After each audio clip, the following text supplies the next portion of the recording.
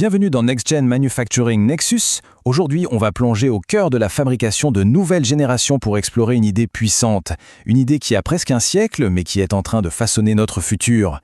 Allez, rentrons direct dans le vif du sujet avec une question simple mais essentielle. Comment on fait la différence entre un petit coup de malchance et le début d'une vraie catastrophe ?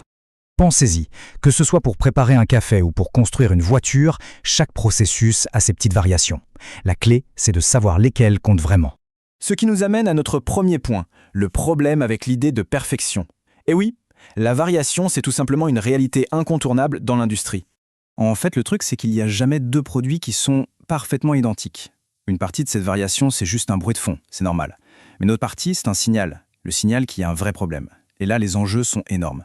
Une variation qu'on ne maîtrise pas, ça mène à des défauts, à des pièces à refaire, à des rappels de produits. Bref, ça a un impact direct sur les coûts et bien sûr sur la satisfaction des clients. Et ce coût, il est loin d'être anodin.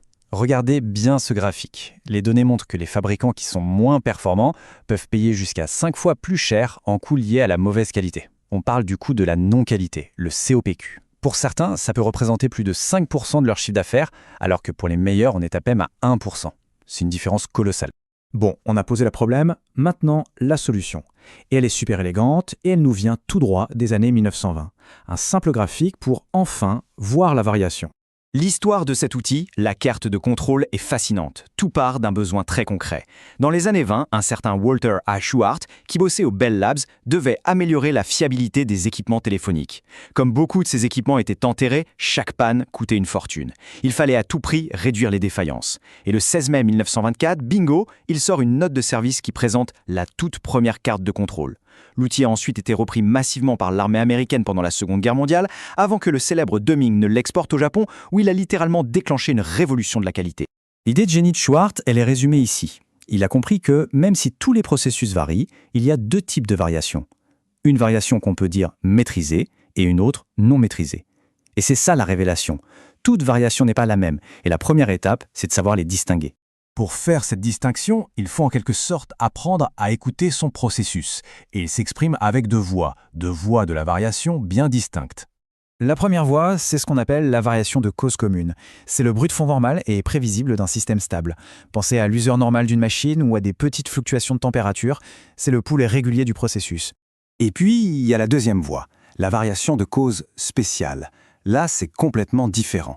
C'est l'imprévu, l'anomalie. C'est le voyant rouge qui s'allume sur le tableau de bord. Ça peut être un contrôleur qui lâche, un outil qui casse ou une grosse erreur de manipulation. C'est un signal d'alarme. Ce tableau résume ça parfaitement.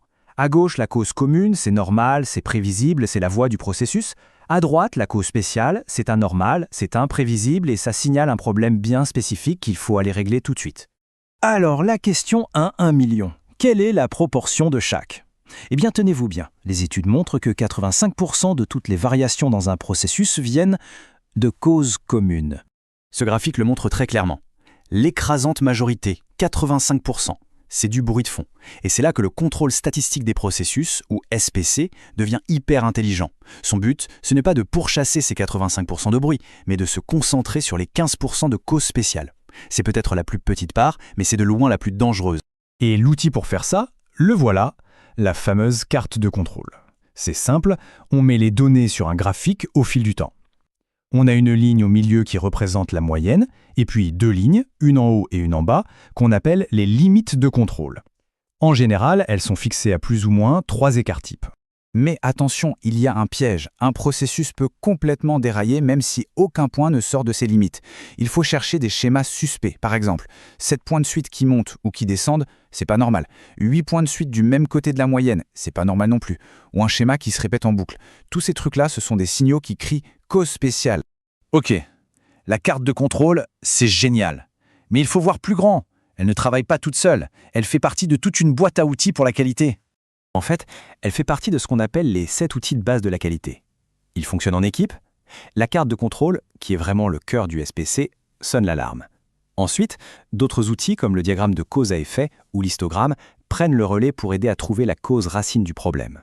Bon, une idée des années 20, tout ça, on pourrait se dire que c'est un peu dépassé, non ? Eh bien, pas du tout. C'est même tout le contraire. Cette idée centenaire est plus pertinente que jamais et elle va vraiment façonner les 100 prochaines années de la fabrication. Faisons un petit voyage dans le temps.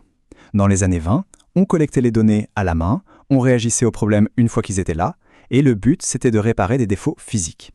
Et aujourd'hui, à l'ère de l'industrie 4.0, c'est un autre monde. On a des flots de données qui arrivent de partout, en continu.